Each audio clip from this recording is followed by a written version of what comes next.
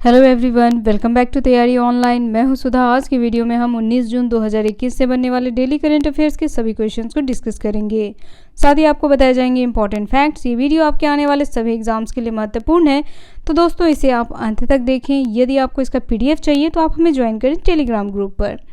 साथ ही GK current affairs and latest updates के लिए दोस्तों तैयारी ऑनलाइन को सब्सक्राइब कर लें, बेल आइकन को दबाएं ताकि सभी नोटिफिकेशन सबसे पहले आप तक पहुंचे। पहला प्रश्न हमारा है, विश्व की सबसे बड़ी किस सॉफ्टवेयर कंपनी ने सत्या नडेला को चेयरमैन नियुक्त किया है? तो देखिए, सबसे बड़ी सॉफ्टवेयर कंपनी है माइक्रोसॉफ्ट, जिसने सत्या नडेला को चेयरमैन नियुक्त किया है। सत्या नडेला पिछले 7 वर्ष से कंपनी के CEO हैं।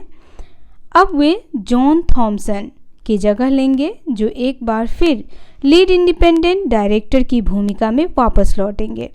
जॉन थॉमसन को वर्ष 2014 में चेयरमैन बनाया गया था। नेक्स्ट क्वेश्चन, केंद्र सरकार ने हाल ही में आयुध निर्माण बोर्ड की जगह कितनी कंपनियां बनाने का फैसला लिया है? तो देखिए, आयुध निर्माण बोर्ड की जगह 7 कंपनियां बनाने का फैसला लिया है केंद्र सरकार ने। इंपॉर्टेंट फैक्ट्स देखते हैं तो केंद्र सरकार ने हाल ही में नीतिगत सुधार की दिशा में बड़ा कदम उठाते हुए लगभग 200 साल पुराने आयुध निर्माण बोर्ड की जगह 7 कंपनियां बनाने का फैसला लिया है, जिससे काम में जवाबदेही बढ़ सके। आयुध निर्माण बोर्ड इस समय हथियार और गोला बारूद बनाने के 41 कारखाने चलाता है। नेक्स्ट क्वेश्चन, विश्व स्वास्थ्य संगठन ने हाल ही में कोविड-19 के एक नए वेरिएंट लैम्डा की पहचान कितने देशों में की है? तो देखिए, लैम्डा की पहचान 29 देशों में की गई है। इंपॉर्टेंट फैक्ट्स देखते हैं। विश्व स्वास्थ्य संगठन WHO ने हाल ही में घोषणा की है कि उन्होंने कोविड-19 के एक नए वेरिएंट लैम्डा की पहचान 29 देशों में की है। यहाँ इसकी उत्पत्ति मानी जाती है। पहली बार पेरू में पहचाने गए इस लैम्डा वेरिएंट को ग्लोबल वेरिएंट ऑफ इंस्टेंट के तौर पर वर्गीकृत किया गया था। नेक्स्ट क्वेश्चन, भारत के किस राज्य में हाल ही में ग्रीन फंगस का पहला मामला सामने आया है? तो देखिए, ग्रीन फंगस का पहला मामला जो है यह सामने आया है मध्य प्रदेश में। फैक्ट्स देखते हैं। ग्रीन फंगस का पहला मामला आते ही इसे देश के राज्यों में महामारी घोषित कर दिया है। एक्सपर्ट के अनुसार एस्परजीलस फंगस को ही आम भाषा में ग्रीन फंगस कहा जाता है। एस्परजीलस कई तरह के होते हैं। नेक्स्ट क्वेश्चन, 18 जून को विश्व भर में कौन सा दिवस मनाया जाता है? तो देखिए, 18 जून को मनाया जाता है ऑटिस्टिक प्राइड डे। इसके बारे में आपको बताएं तो यहाँ देखिए, यह दिवस विश्व भर में ऑटिज्म से पीड़ित व्यक्तियों के अधिकारों का सम्मान करने के लिए मनाया जाता है। नेक्स्ट क्वेश्चन, भारत सरकार और किस क्षेत्रीय विकास बैंक ने तमिलनाडु औद्योगिक गलियारे में सड़क नेटवर्क के उन्नयन के लिए $484 मिलियन के ऋण पर हस्ताक्षर किए हैं? तो देखिए, भारत सरकार और एशियाई विकास बैंक ADB ने तमिलनाडु औद्योगिक गलियारे में सड़क नेटवर्क के उन्नयन के लिए $484 मिलियन के ऋण पर हस्ताक्षर किए हैं। इंपॉर्टेंट फैक्ट्स में वही सारी बातें हैं। CKIC भारत के पूर्वी तट आर्थिक गलियारे का हिस्सा है, जो पश्चिम बंगाल से लेकर के तमिलनाडु तक फैला है। नेक्स्ट क्वेश्चन, निम्न में से किस मंत्रालय और MOPSW ने हाल ही में गुजरात में राष्ट्रीय समुद्री विरासत परिषद के विकास में सहयोग के लिए समझौता ज्ञापन पर हस्ताक्षर किया है? तो देखिए, वो मंत्रालय है संस्कृति मंत्रालय। इंपॉर्टेंट फैक्ट्स देखिए इससे रिलेटेड। तो यहाँ देखिए, पतन, पोत परिवहन और जलमार्ग मंत्रालय और संस्कृति मंत्रालय ने हाल ही में नई दिल्ली में गुजरात के लोथल में राष्ट्रीय समुद्री विरासत परिषद के विकास में सहयोग के लिए एक समझौता ज्ञापन पर हस्ताक्षर किए हैं।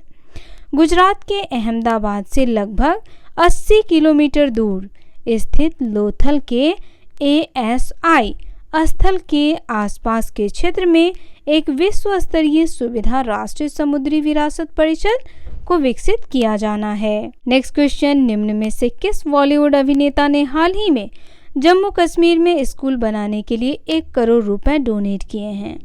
तो देखिए, वो बॉलीवुड अभिनेता हैं अक्षय कुमार। इन्होंने जम्मू कश्मीर में स्कूल बनाने के लिए 1 करोड़ रुपए डोनेट किए हैं। फैक्ट्स देखते हैं। तो बॉलीवुड अभिनेता अक्षय कुमार ने हाल ही में जम्मू कश्मीर में स्कूल लाइन ऑफ कंट्रोल करीब बांदीपोरा में बसे गांव तुतैल, याद रखिएगा गांव का नाम है तुतैल, में स्कूल बनाने के लिए 1 करोड़ रुपए डोनेट किए हैं। उन्होंने हाल ही में LOC की हिफाजत करने वाले बॉर्डर सिक्योरिटी फोर्स के जवानों से भी मुलाकात की है। नेक्स्ट क्वेश्चन, IMD ने विश्व प्रतिस्पर्धात्मक सूचकांक जारी किए हैं। तो चलिए इस सूचकांक के बारे में आपको विस्तार से बताएं कि इसे क्यों जारी किया गया है। यहाँ देखिए, विश्व प्रतिस्पर्धात्मकता सूचकांक world competitiveness index institute for management development IMD द्वारा संकलित किया गया है, जो दुनिया भर की अर्थव्यवस्थाओं पर कोविड-19 के प्रभाव की जांच करता है। इस सूचकांक में 64 देशों में भारत 43वें स्थान पर था। स्विट्जरलैंड इस सूची में सबसे ऊपर है और इसके बाद स्वीडन, डेनमार्क, नीदरलैंड और सिंगापुर का स्थान है। ताइवान को 8वें स्थान पर रखा गया है, जो 33 वर्षों में पहली बार शीर्ष 10 में पहुंचा है। UAE 9वें और अमेरिका 10वें स्थान पर है। शीर्ष प्रदर्शन करने वाली एशियाई अर्थव्यवस्थाओं में सिंगापुर 5वें स्थान पे है, हांगकांग 7वें स्थान पे है, ताइवान 8वें स्थान पे है और चीन 16वें स्थान पे है।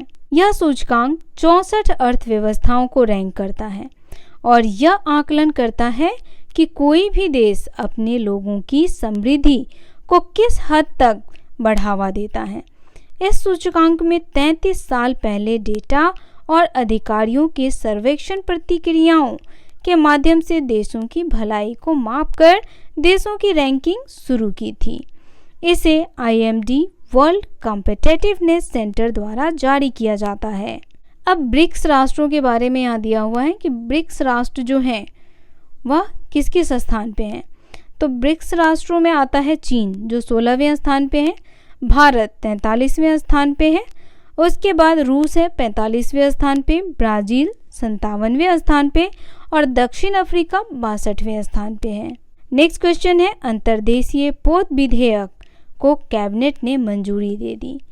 चलिए आपको अंतर्देशीय पोत विधेयक के बारे में बताएं और हम यह भी जानेंगे कि इसे मंजूरी क्यों दी गई है। यहाँ देखिए, केंद्रीय मंत्रिमंडल ने अंतर्देशीय पोत विधेयक 2021 को मंजूरी दे दी, जो अंतर्देशीय पोत अधिनियम 1917 की जगह लेगा। अब तक कुल 4000 किलोमीटर अंतर्देशीय जलमार्ग को ऑपरेशनलाइज किया जा चुका है।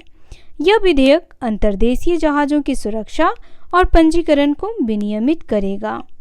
यह बिल प्रत्येक राज्य द्वारा बनाए गए अलग अलग नियमों के बजाय पूरे भारत के लिए एक एकीकृत कानून का प्रावधान करता है। यह विधेयक पंजीकरण का प्रमाण पत्र देता है, जो सभी राज्यों और केंद्र शासित प्रदेशों में मान्य होगा। राज्यों से अलग अनुमति की आवश्यकता नहीं होगी। यह विधेयक इलेक्ट्रॉनिक पोर्टल पर पोत पंजीकरण और चालक दल के विवरण रिकॉर्ड करने के लिए एक केंद्रीय डेटाबेस का प्रावधान करता है। केंद्रीय डेटाबेस के लिए सभी यांत्रिक रूप से चालित जहाज़ों को अनिवार्य रूप से पंजीकृत करने की आवश्यकता होगी। गैर यांत्रिक रूप से चलने वाले जहाज़ों को भी जिला, तालुक या पंचायत या ग्राम स्तर पर नामांकित करने की आवश्यकता होगी। भारत में लगभग 14,500 किलोमीटर नौगम्य जलमार्ग है, जिसमें नदियां, नहरें, बैकवाटर और खाड़ियां शामिल हैं। यह परिवहन का एक ईंधन कुशल और पर्यावरण के अनुकूल साधन है। राष्ट्रीय जलमार्ग अधिनियम 2016 के तहत 111 जलमार्गों को राष्ट्रीय जलमार्ग घोषित किया गया है। तो आज की जानकारी आपको कैसी लगी, आप हमें कमेंट करके अवश्य बताएं। वीडियो पसंद आया हो तो इसे लाइक करें, अपने दोस्तों को शेयर करें और हमारे चैनल को सब्सक्राइब करना बिल्कुल न भूलें। तो मिलते हैं आपसे नए दिन नए प्रश्नों के साथ। तब तक के लिए आप सभी का धन्यवाद।